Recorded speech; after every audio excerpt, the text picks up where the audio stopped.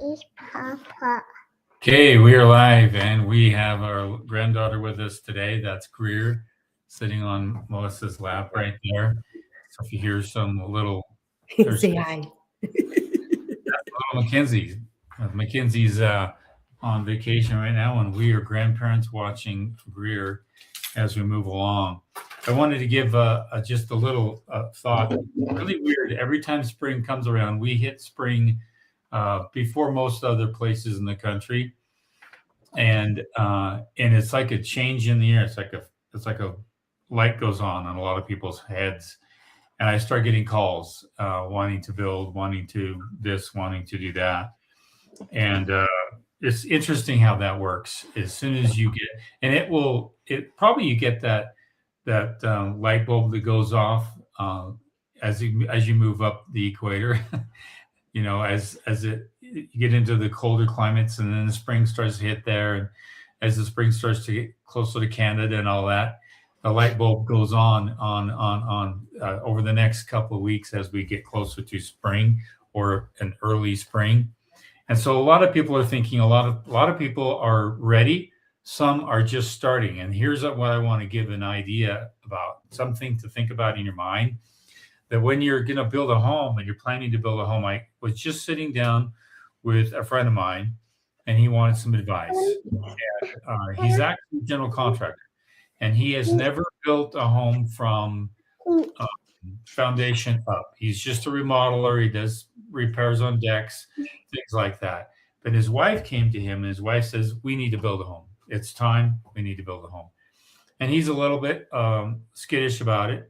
And I sat him down under the tree. I said, we're going to have a taster's choice between two men. We're going to talk. We sat under my tree, and I said, Greg, his name's Greg. I said, Greg, you're going to build a home. You're going to build a home for your wife, and here's why. You have been itching to build a home from start to finish. And you want that as your resume. You want that feather in your cap. You want that confidence as a general contractor, right? So you're going to do it. You're going to do this for your wife, and I'm going to give you two reasons why. And he's kind of a very a conservative guy. Yeah, Greg, you're a tightwad. I can say that. He knows he is, and he won't mind me telling you that. He's very, very tight with his money. And I says, Greg, you're going to build a home for your wife, and here's why, and here's how you can feel very comfortable in doing that. When you buy a piece of land, you're going to use a realtor, and you're going to have a realtor fee. And my wife can chime in on this. But when you build a home, you're not going to have that additional realtor fee on the build cost of the home. So right there, we've talked about this before. I'm going to drive home today. Okay. So if you have 6% taken off the cost of the actual build of the home, that's a big plus. Now you're going to have it's actually 3%, Keith, 3% or less. 3% or less.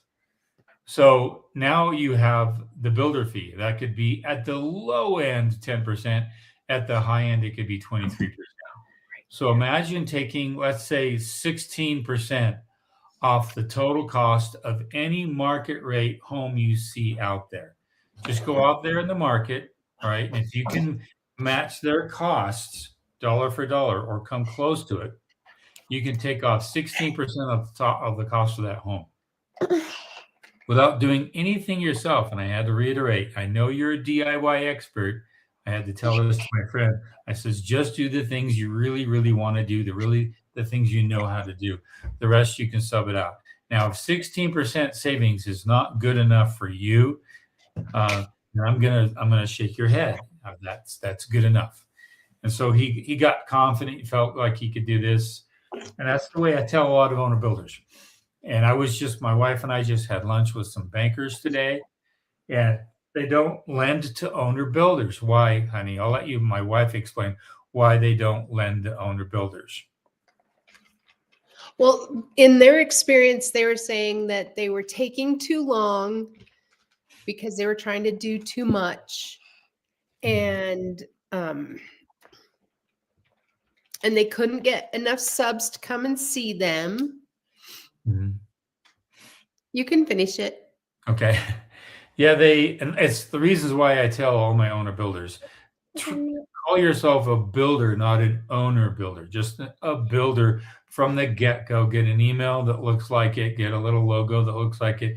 And if you can't get on ChatGPT and create a little logo real quick, I don't know you need to have your head examined. So a lot of it has to do with the DIY mentality. And I told this to bankers.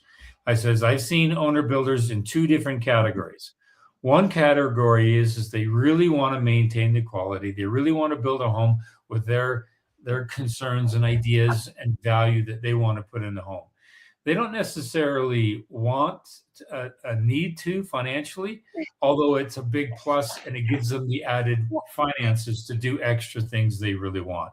But they're most concerned with the actual end product. The second type of owner builder is so cheap, they want to do everything without any extra cost. And that's the owner builder that runs into problems. That's the owner builder that puts a lot of other owner builders to shame, and why there's a negative feeling out there in the market, because they take forever. They try to do everything they can, and they really push back the time frame on getting things done. And they can tend to not watch their budgets very well. So keep that in mind. What kind of owner builder are you? Are you the one that's so tight wound that you're going to try to save like turning blood into a turnip, or a turnip into a blood or juice? It's not that easy. Versus, I'm going to make a savings alone just by being my own builder. And I just want to make sure I have the quality I want. So keep that in mind. There's one that causes a problem for a lot of people, and there's one that goes at it with the right attitude. So let's take some questions here, and I may reiterate that and talk about it, but it's the spring is in the air. A lot of people are thinking about being a builder, to build their own home, and that's great. Some are ready. They've been working since October and November and December with planning, engineering, geotech, architectural selections. They've been working that whole time through the winter, and they're getting ready to break ground. Some are just starting that process, which is fine because they'll break ground in the summer if they push through and get everything done that they need to get done. So let's go ahead and take some questions here. This is from Michael. Hey, I haven't seen Michael for a while. For those working with Omniblock, it seems that one, electricians struggle with box installation, and two, foam was replaced by grout in many cells, reduces insulation value. Any mitigations for these? Yes, two things to keep in mind. That cell that is being filled up, it still has foam on the other side. So Omniblock has a double thermal break inside the block. So if you were to look at an Omniblock, it's got foam on both sides. Every once in a while, one side the foam is taken out because that's your rebar and your concrete. So you still have that thermal break, and you still have that high efficiency on the other side of that. The other one is the electricians. If they are using the right box, they should be fine, and just a metal box. And if they're using Smurf tube, that's really going to be a problem for them. They have to have rigid conduit, not flex conduit. And that's what I have found that a lot of electricians have a problem with. If they use the rigid conduit, then the concrete hits it and it doesn't pop off. It doesn't cause problems. But if you use the flimsy Smurf tube, it can easily pop off that box, and then you got problems. Those are the two areas I would look at. And when it comes to electricians, most electricians should be efficient with this type of electrical install because it's a commercial grade install. Most commercial buildings, a lot of them are CMU block wall. It's the same electrical install. So when you get out there looking for electricians, ask them, hey, have you ever done electrical inside a CMU wall? If they have, good, they can go right into an Omniblock wall, and it should be just fine. It's just a matter of asking the right questions. Okay, good question. Next. This is Alex HLLC, whatever. Greetings. I'm in between two choices for under house ceiling. Coastal house, 100 feet from the ocean. House elevated 10 feet. That's good. Everyone using outdoor drywall for ceiling. I want to use plywood. Any advice? Do not use drywall. Two reasons. First of all, the screws and the nails, either or they use, are going to rust. That drywall will sag and it will absorb moisture. Don't do it. I would just use the plywood. And if you can use some stainless steel or galvanized nails for installing that, all the better. You're going to have a huge amount of salinity in the air, and that's going to work its way into the product, into the nail structure. I'll even add on top of that that you want to make sure that you have no wood exposed on the flat surface. You can have wood on the side of the house, but if you have an eave covering it, all the better. Every night, no matter where you are in an ocean environment, you're going to have every night you're going to have moisture fall to the ground. Your house is going to get wet every night. Now think about that. Think about your home getting wet with the dew of the ocean every night, 365 days a year, for the most part. There could be some dry times where it may not be that bad, but you're going to have to build with that in mind. So I did a video on this in Newport Beach a couple of years ago. I actually walked through several homes, and termite problems are big if you don't protect and maintain the water or sheeting off of your home. There's a lot of factors to consider. And if you can use flashing to cover your metal or even your eaves or whatever it may be, all the better. But yeah, good question. Good luck with that one. Keep us up to speed on where you are. We'd love to hear what's happening with you. Okay. Modular home cheaper than stick built. No, but it's not going to hold its value. You know, my wife could really confirm on this. If she had an agent, if she was representing somebody and they had a modular home versus a stick built home, the stick built home is going to hold its value much better than a modular. And financing is actually harder on a modular home sometimes, depending on the age. Right. And it has to do with not having a permanent foundation, to be honest with you. And I've even seen people try to put a modular on a permanent foundation, but it just doesn't work. And I don't like the word stigma, but I would use a lesser value perception on a modular versus a full up foundation stick built home. Because when you're on a permanent foundation, that really holds its weight a lot better than something modular. I'd love to see modulars come along. I'd love to see them put on a slab on grade. I'd love to see them, but they carry with them the history of the single wide, double wide trailer mentality. And they've tried to get away with it by calling it modular, but it just hasn't worked right. And I'm maybe it might change in the future. And there's a lot of tiny homes that are trying to change that, but if it's not permanent on a permanent foundation, it's going to have that devalued perception. It's just you're going to be fighting it left and right. Okay. Good question. Michael, for OmniBlock, can we still use one foam insert on corners, bond beams, and cells around windows and doors, or does the grout rebar need to occupy foam both insert cells? Keep in mind that what you're doing is you're reducing the heat or cold transfer on a greater degree over the entire wall. Okay. And so with that in mind, you're going to still have some cells, and it's a cell like that. It's a regular cell. It's about that big, and it's going to have rebar and concrete in there. I wouldn't worry about that too much. It doesn't affect the overall efficiency of the build. It's just a structural component of the home. If you were in the Midwest or where you have high hurricanes and anything like that, that OmniBlock is going to be sticking around. It's not going to go anywhere.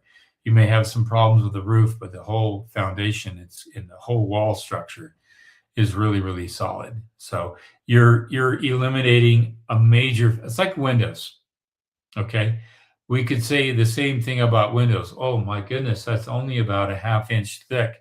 Isn't there any way we can fix that? Because you go up to a window and cold night, you're going to feel that.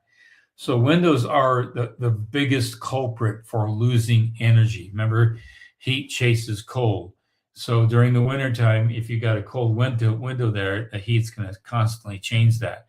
You got argon gas, you've got your double pane, you've got all that to help break that transfer to some degree. But overall, your windows are a far greater culprit. So I wouldn't worry about a small cell structure that's structural in your OmniBlock when your windows are the worst culprit for losing energy. That's why when you build a home, when you design a home, you take this building science modules that I have in my course. It talks about passive homes and trying to make sure you design your home to accommodate the passive collection of heat during the course of the day. So it's very, especially for a lot of you building in colder climates. Okay, this home I'm in, the sun comes up on an angle this way, and I get sun in the early morning in my master bedroom, comes up over my office and goes into the great room, and I'm capturing sun all day long. And that's called passive solar. And the heat never goes on during the day. In fact, it warms up our house to about 77 to 76, 78 sometimes in the wintertime. And that's not bad. Sun goes down, takes a couple of hours before that heater starts to kick back on. So grabbing your passive solar, that's the biggest benefit you can. And don't worry about the small things. Okay, good question. Looking at building a solar passive house, any advice and recommendations? Yeah, it depends on what always tell us where you're building, because it really tells me a lot about your environment. For example, if you're building the south of Florida, it's not so much passive solar or as much as having some nice breeze through the home, because you're not going to have any need for heat. You might have a need for cooling here and there. But if you're in the far north, Midwest, far north Dakotas, up there in upper parts of Wyoming, upstate New York, places like that, then you're going to be thinking about, oh my goodness, how much sun can I get inside this house 8 months of the year? And that sun is going to be dipped low on the horizon during the wintertime, and then it's going to be up higher in the summertime. In Arizona, it's just the opposite. You don't want as much sun in the home. In fact, you want to keep the sun out as much as you possibly can, especially in the Phoenix area, because it's mostly just nice and toasty most of the time. It can be somewhat cool in the evenings, but it's warm throughout the entire day. So how can I have a larger eave to keep the sun out, even though it's in the wintertime? Whereas in the far north, you want to have a shorter eave. You really want that sun in the home as much as you possibly can. You can see what I'm talking about. You get a compass, get your phone, find out where north is, find out where east is, where the sun rises, that kind of stuff, how you can capture that. And that's going to be your that's called passive solar. That's how you're trying to grab as much of the sun during the course of the day. And the rest of it is building science, the envelope of the walls, having as much heat that can build up and be maintained in the wall. That's why OmniBlock is so powerful on the inside. When you heat that home on the OmniBlock on the inside, you've got almost a full inch of concrete on the inside of that home. That's called a thermal bank. And you're banking all that heat inside the home so that it takes very little energy to maintain it, because you've got this bank that's storing it. Whereas most homes are just a 1/4 inch of drywall, not even a 1/2 inch of that. And then that is going right into your insulation and right through your walls. You're not banking it as much as you are in an OmniBlock wall, because the density of that bank to hold and capture cool in the summer and hold and capture heat in the wintertime. So again, passive solar is grabbing the sun, and how can you bank that? How can you store that? For example, here's a good thought. Let's say the sun's coming up, okay? You're in the Dakotas, North Dakota, and you want to capture as much sun as you can. Would you put carpet down, or would you put tile or hardwood flooring? You'd actually probably put tile or some hardwood flooring, so that heat can actually build up in the floor and go into the slab foundation and warm that slab. If it's just a reflective material like a light carpet, it may not be able to penetrate and get into the thicker density of the slab. That's really a lot about what passive solar is: grabbing sun and putting it into a dense mass so you can capture that and utilize it during the evening and throughout the rest of the day. So think in those terms and go to those courses I've got, and it's really going to help you a lot. Again, it's in the self-managed package. There's a three course little module. I was younger back then, and you'll see I had a little more hair. But I go through that whole process and give you layouts and samples and stuff like that. Okay, good question. I can't say that. User blah blah blah blah blah. Something something something. I saw your video of the new build with polished floors. You asked for pea gravel for the slab for a better look. Will such a floor save money over tile floors? I liked it. Yes, it would. And here's a couple of reasons why. It's a flatter surface. Tile is going to have the grout. You're going to have those grout lines, and the tile is less permeable, whereas the tile is more permeable. That meaning the concrete is less permeable, and the tile is more permeable. You just have to insulate the outer wall if you are in a colder climate. We're in a super dry climate, mostly moderate and warm, and so we didn't worry about that too much. But yeah, ask for the pea gravel, and then you can polish it, and it exposes that aggregate. If you have a big aggregate in there, it makes it a little more difficult, and you still can do it. But the color popped on that, and it really looked really nice. So good question. Student here, building in Western Washington, stem wall foundation is being finalized. Would you recommend vapor barrier before framing starts while the crawl space is open? I would recommend that whatever you want to do to that crawl space, you get it done before the framing. And I'm going to give you a couple of pointers here, okay? At the very, very least, clean it all up, rake it smooth, and put some pea gravel in there. Just something so that it's easy to get underneath the crawl space and work and maintain and manage your mechanical. There's no better time. Once the framing gets started, oh my goodness, nobody wants to get underneath it after that. If you do a vapor barrier, get it in. It may be, there's a lot of different companies who can do that. Ask them who they recommend or what they recommend. But here's the problem. If you do it too soon, then you're going to have plumbers, HVAC contractors, electrical contractors, low voltage contractors, gas contractors, all coming underneath there, drilling in there and creating a huge mess on your vapor barrier. So that's why they typically do it after the home is done, but at least you can get it graded and smoothed out and get something nice down there so that it's easy to get down there. How many of you have been under a crawl space and it's got all kinds of boulders and garbage and even leftover construction material because they didn't clean it before that? Here's one other piece of advice. When you do cap that crawl space and you're framing over the top of it, get a cut-in hole as soon as you possibly can, because you are building over live ground. You're building over ground that has received moisture over the past 6 months, year or more. That ground is moist. That ground hasn't dried out. Even if you're in a dry, arid climate, you would most likely have received moisture on that open, bare ground at some point in time. Now, why is that a problem? Because if you seal that crawl space and you think, oh, we're just going to frame over and we'll get the mechanical guys in there later. If you let that sit for a couple of weeks and there's moisture in there, you will build up mold on your frame structure. Mark my words, it will happen, even in some arid, dry climates.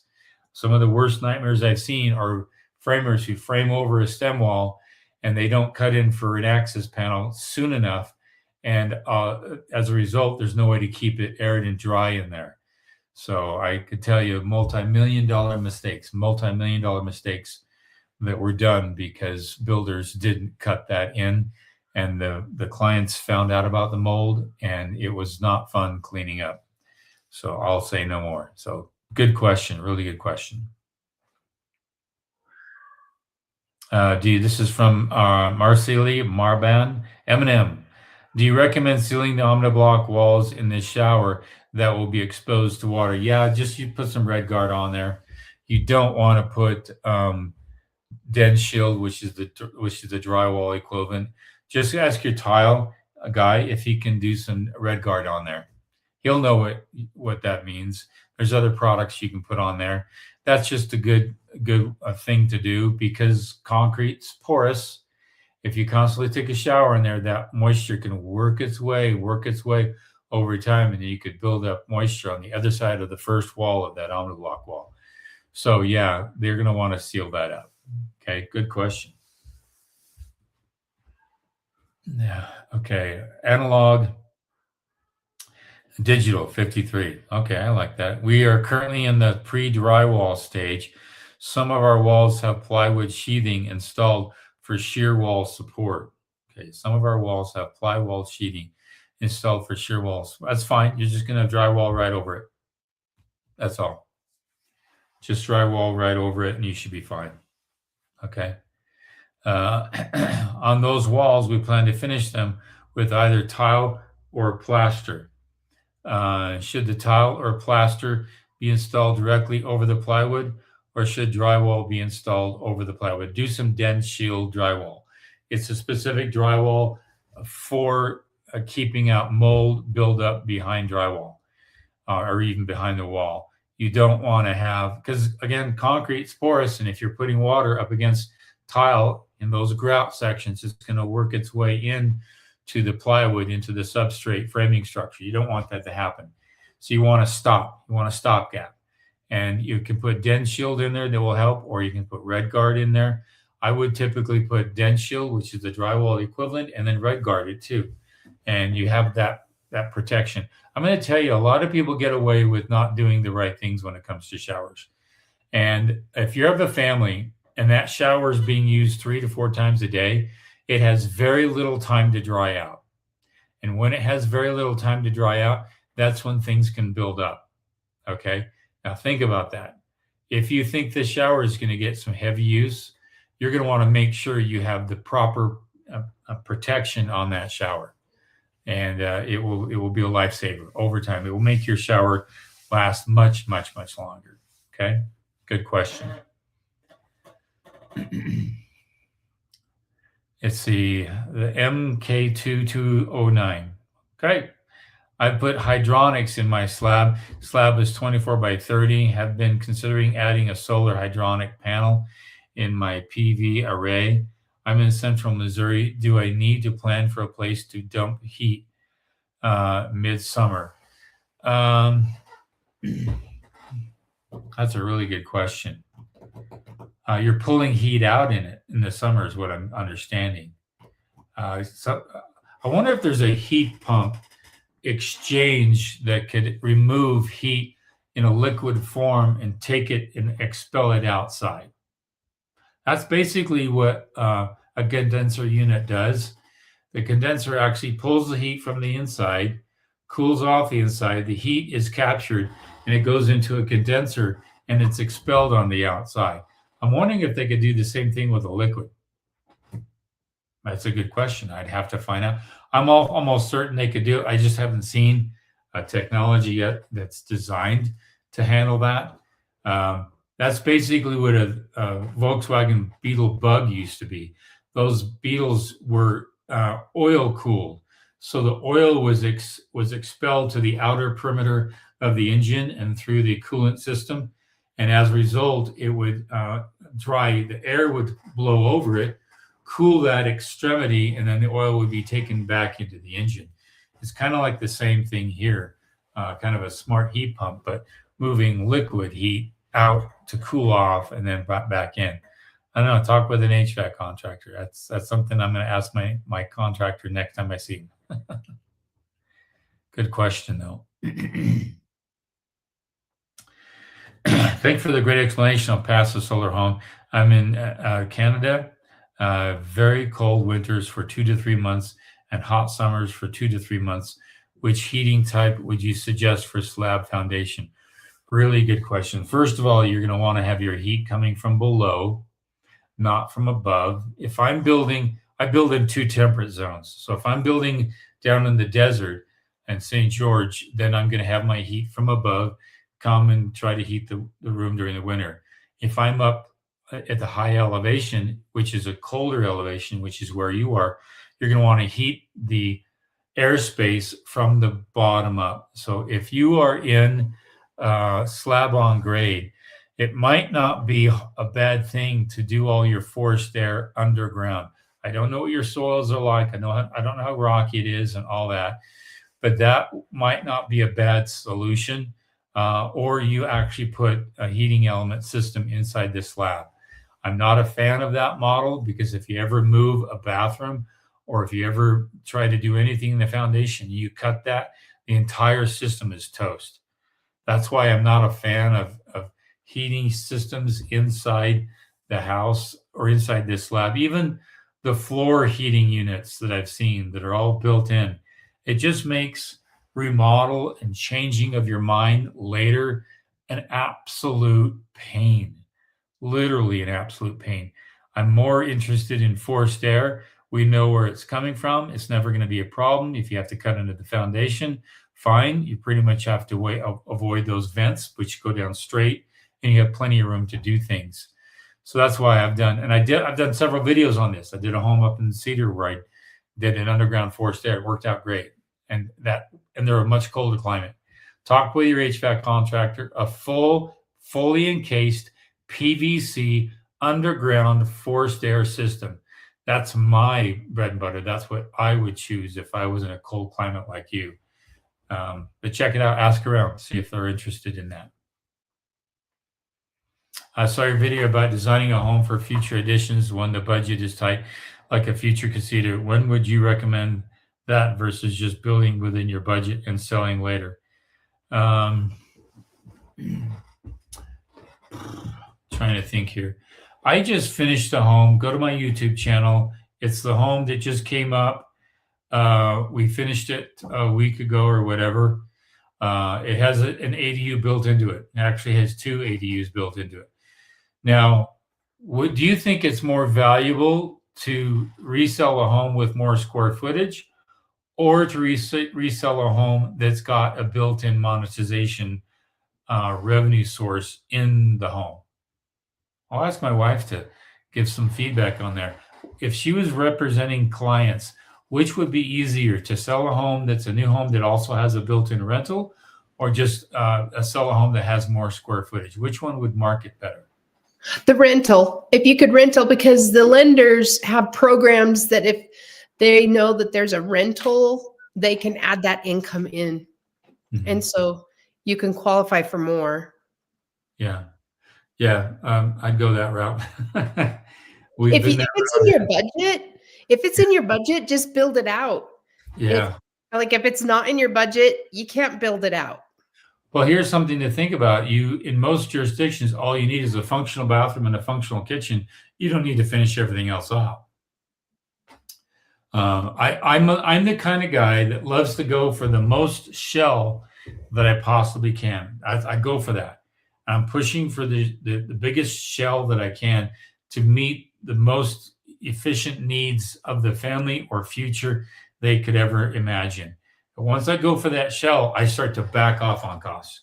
Oh, we don't need to finish that. We don't need to do that one. I got this shell. Because how hard is it for somebody to come in and throw maybe a little kitchenette or something in later, or flooring in later, or whatever it may be. The more you can grab that shell structure, the better off you are. And when you watch that video I did a complete tour, and luckily we had the funds to finish off a lot, just basically everything is all finished off. But we were prepared not to have to finish some of that stuff off, given some other things that the city was making us do, like adding a new curb and gutter and asphalt. We were able to get it all done because we had a good budget on the thing. But if you're tight on budget, look for the most shell that you can capture. I can't begin to tell you how important that is. Okay. Yeah, I'll try and put the video in the chat. So if you haven't seen that video, you can watch it. Okay. Here's the next one. Okay. What about not for a shower? Tile for kitchen, plaster for family room. Yeah, plaster on the family room's fine on the wall. What about not for a shower? Sorry, I'll have to go back and give you what they asked for. If you remember the question, it's this same person.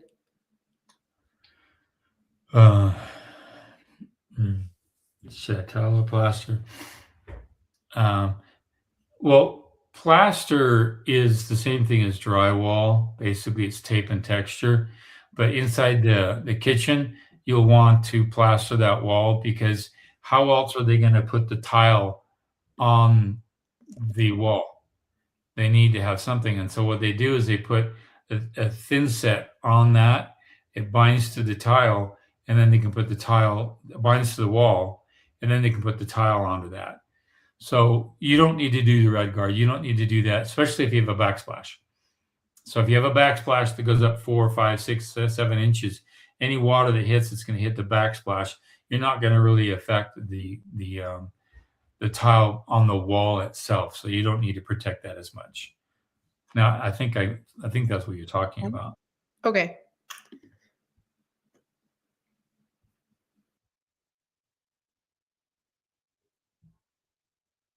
Okay. Plan for solar hydronic loop is supplemental winter heat and possibly a loop for domestic water. Yeah.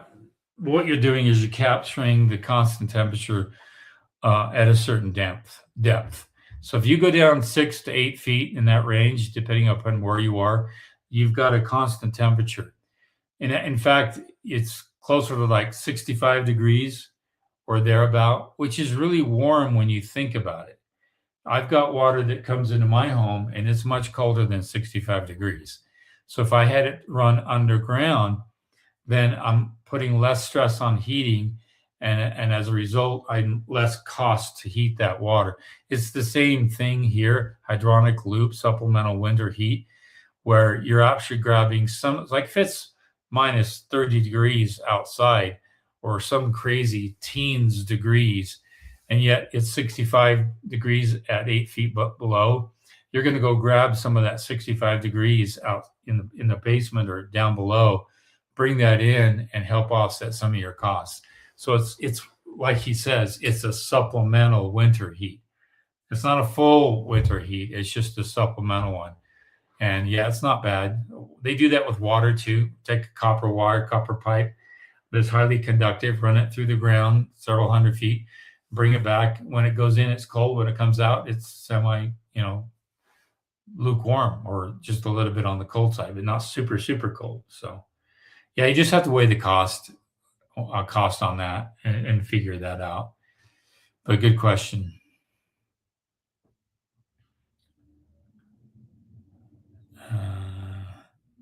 Yeah, I'll look into that. Have been looking into a larger buffer tank for domestic hot water. Yeah, and it's not bad to store it too. If it's colder on the outside, you bring that water to the inside, even if it's acclimating to the water temperature on the inside, it's still you're increasing the temperature of it while it's inside the home, kind of a larger tank or diaphragm. So good question. Hello, was there a reason to pour a 5-inch pea stone thick slab over a 3-inch regular slab? Thank you, Kay. That's interesting. So pour a 5-inch pea stone slab over a 3-inch regular thick slab. Yeah, think of it this way. When you put rebar in it, number 3 rebar, 3 feet on center, and then you have your cut marks every 4 feet. I'm controlling the cracks in the foundation. I'm forcing most of those cracks in the 3/4 inch cut crack or control crack in the foundation. Now, by going a little thicker on the slab, I can control it a little bit more because that's the exposed floor. I only had some micro hair cracks in a few spots, but other than that, the floor came out looking really pretty. And so it's just a choice. I could go 3-inch slab and risk the potential of that slab cracking in all kinds of ways. I'm just trying to control the quality. That's all. Okay. Good question. Hello. What size electrical panel do you think we'll need for 200 amps? Even if you have a detached ADU, a car garage with car lift, future apartment over garage, and a possible future detached ADU, you should not need more than 200 amps. And if you do go with 400 amps, you're gonna pay for it, and you don't need to pay for that extra 400 amps. Electrical companies will charge you greater fees because of the amperage you're trying to take. So just stay with the 200 amp. This house here is on a 200 amp. I have a home in St. George, and I've got a twin home, basically. One up front where my mom stays, and I have one in the back, and then I have a shop, a huge shop in the back with an apartment above it and a greenhouse with all kinds of pumps going all the time. All that is on 200 amps. Okay. You can do that, especially with LED lighting, but it's back in the day, it might have been a little harder, but things are so far more efficient than they've ever been. And as a result, you can load up on those 200 amps more now than you could have back in the day. Good question. Care Beezer soccer player. I had my mason finish brick work on the exterior, and he pressure washed the house, and water was seeping in. Yeah, all right. That's because the probably you didn't have a rain screen on there. This is hard to explain, but on masonry on a home, keep reading. Windows were not caulked. That's why. Okay. Keep reading. Okay. Any other concern? Yeah. Well, that water is coming at an angle, at a right angle, and it would work its way into the home. And if it's a new home, maybe you can talk to the builder and say, hey, these windows were not caulked. It's kind of a bad call. That's why. But I'm worried about the paper they used behind the masonry. What kind of paper did they use that is that vapor permeable?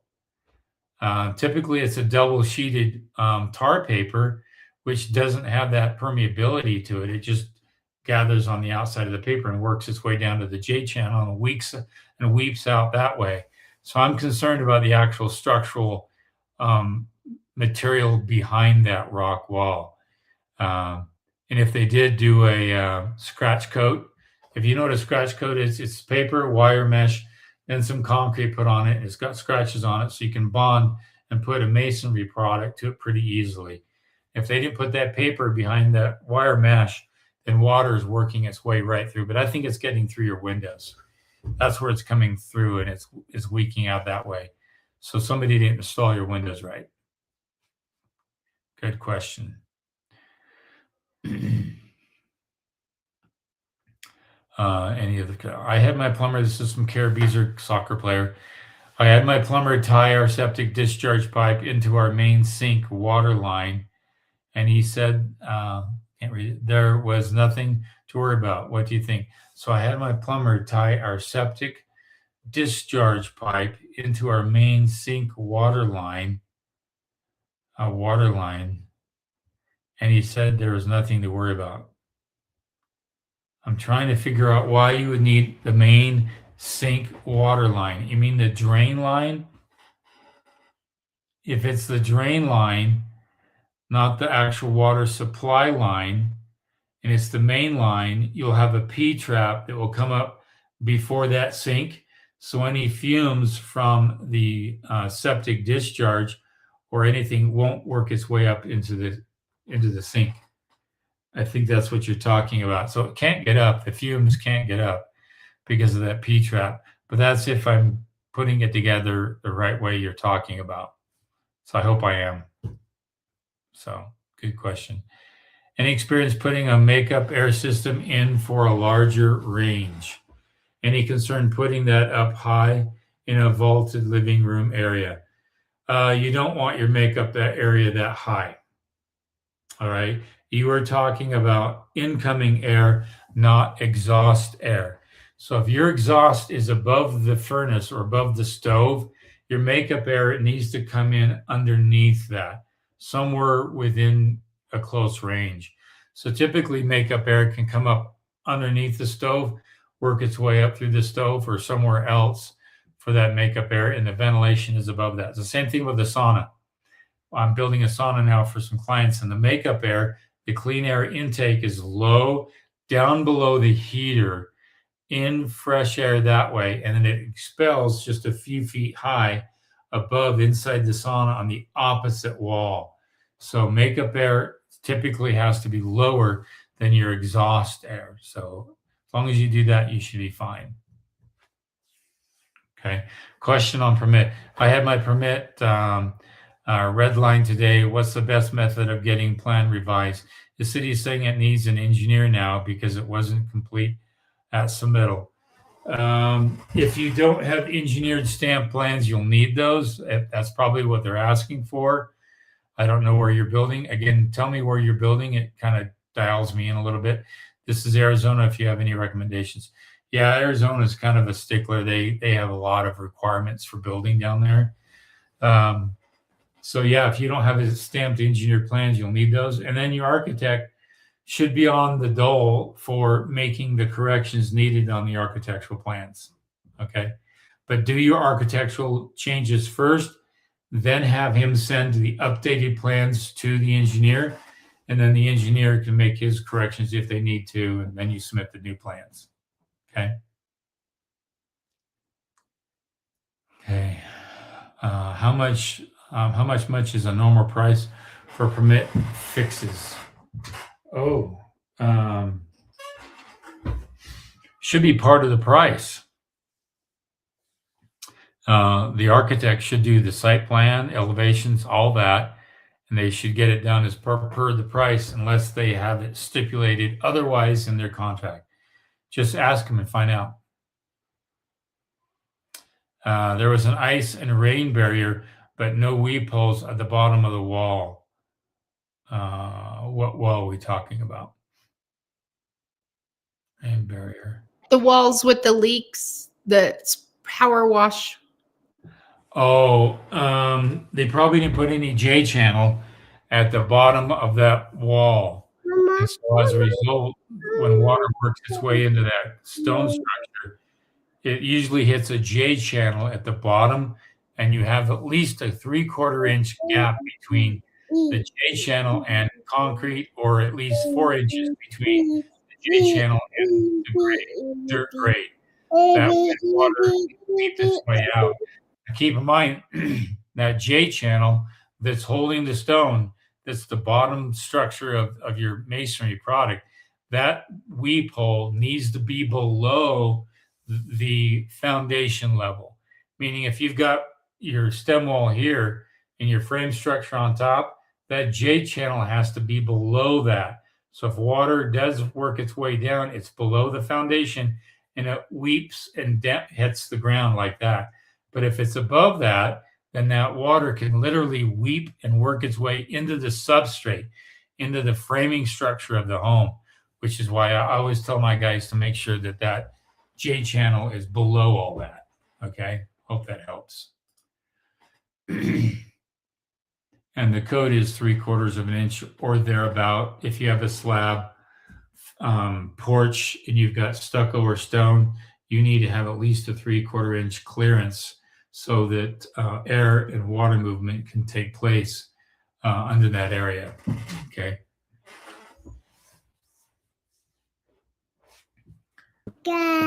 Okay, this is back to that drain line. So it is a drain line. Yeah, it should be a problem. Overwhelm the septic.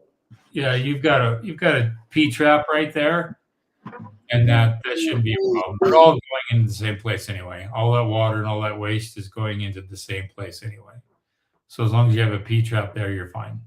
And it won't overwhelm the septic because it's all going the same place. The septic should have been sized for the house. Yeah, the septic should have been sized for that anyway. No, you can't overwhelm the septic. Keep in mind, the septic is a big tank, and then there's these leach fields that are past the tank. So garbage comes in, the heavy solids fall into the tank, and they decompose and decompose and decompose, while all the liquids run through, and they can go right out into the leach field. And the earth filters that. The earth takes care of all the water. So you really can't overload a septic unless you have an NFL football team come there and they have a pizza for 50 hours straight. And then they're overloading the septic and it can't biodegrade that much mass that fast. So just keep in mind the tank collects large waste. The rest of it is the leach field, and the earth filters that out. Okay. Building a home with 33 windows in Canada in June, thinking about geothermal adds 35K. I've cut the gas line and want to go green. A heat pump could work too, though temps hit 22 degrees Fahrenheit. Geo versus traditional HVAC. Both of them are going to require electricity to run. Okay, now think about that. A lot of people don't think about that, and they think that they're preppers and they're going to get ready for doomsday. And we've got geothermal, but if the power's off, your geothermal is still not going to work. And I'm not a fan of geothermal because I haven't seen the cost savings fast enough. Now, you say 35,000. I can think of 1,000 things to put 35,000 into and let that sit over a 10-year period, and I'll get a better return on my money than anything I would do to the home. Like if you put 35,000 in silver this time last year, how much do you think that 35,000 would be worth? More than double. All right, think about that. You have to be business savvy. You have to say to yourself, I've got 35K. What do I buy? What do I do? Do I do it with more efficiency? Yeah, but that's kind of a dead proposition. Or can I put it into something else that it's going to maintain that 35 plus grow and improve its actual standing? So now I have the money to compensate for regular electrical and higher utility bills because I've got something that's actually generating revenue for that, or I have the savings for that. So I've seen people, I have a friend of mine who put in a solar array on her house. It was like $65,000.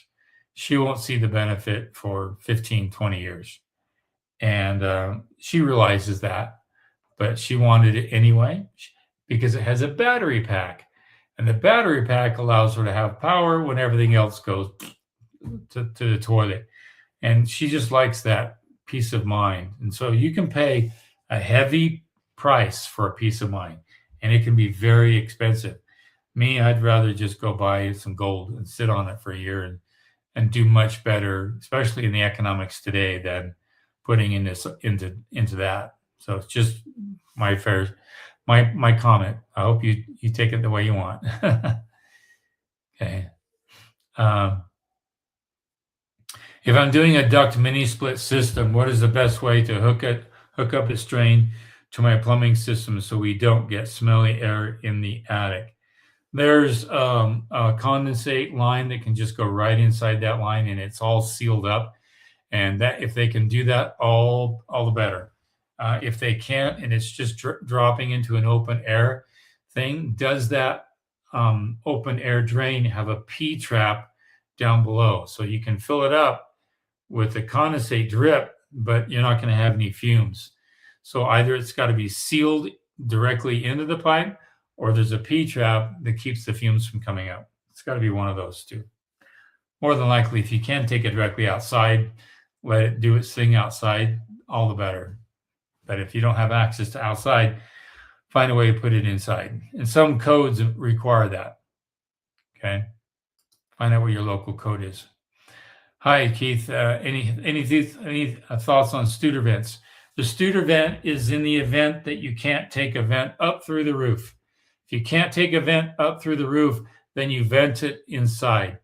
And what that basically does is it doesn't expel air, it sucks in air, but it doesn't allow it to go. It's only one way. It's like a backflow device.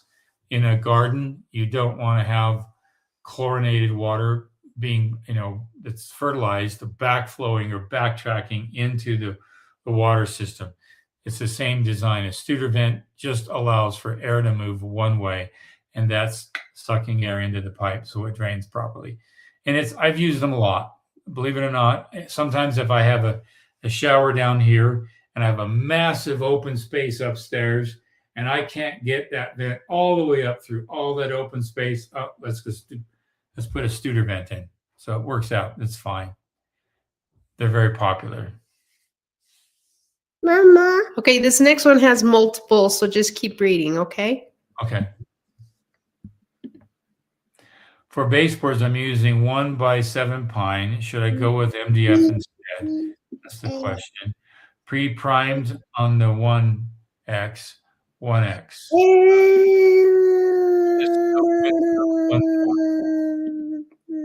Pre-primed pine, not sure about finger jointing.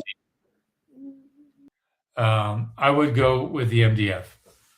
Unless you're building a cabin up in the mountains and you want that wood look. Pine is not it's a very soft wood, very soft.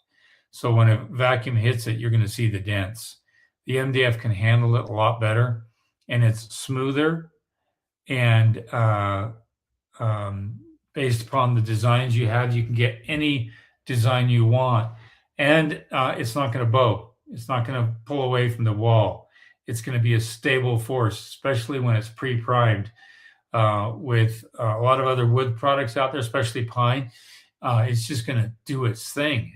There's no stabilizer in pine at all. And so I'm not a fan of using pine on a baseboard. So that's my take.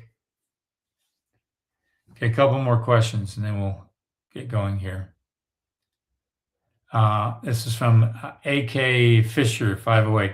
I'm building in Alaska and have managed R40 in the walls and R70 ceilings. Great. I am 70 plus and the kids will inherit the house.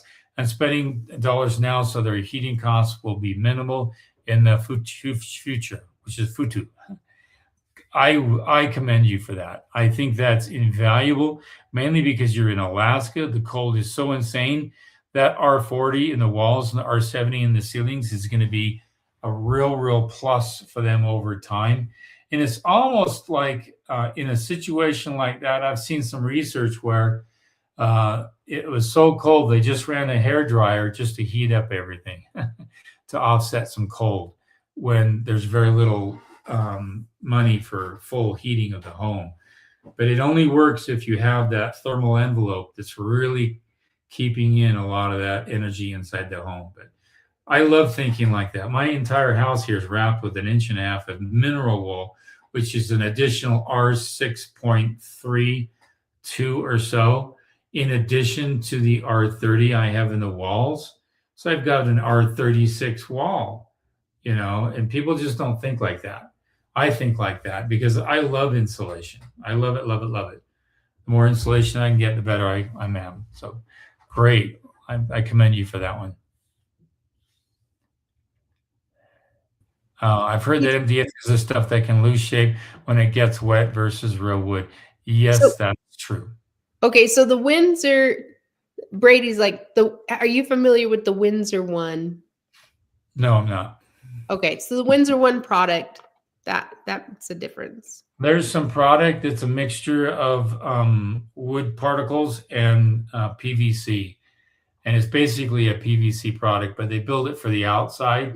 I've been seeing a lot of people. That's something to think about if you're interested in that.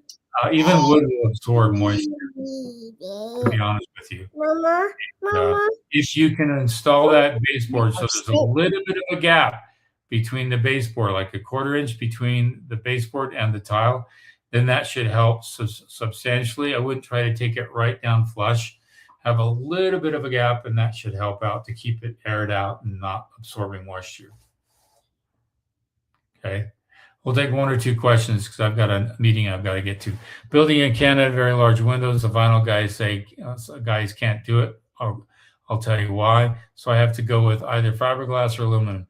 Fiberglass is more expensive than aluminum, but they're saying fiberglass will last more. Thoughts? No, it won't. The aluminum is going to last longer. Aluminum has a thermal break in it. I'm going to do a video on some aluminum windows I'm installing in a home, and they aren't painted. They're straight up aluminum, almost an industrial look, and they're going to last forever on this home. So I'd go with the aluminum on that one. So we'll take one more question and we've got to go.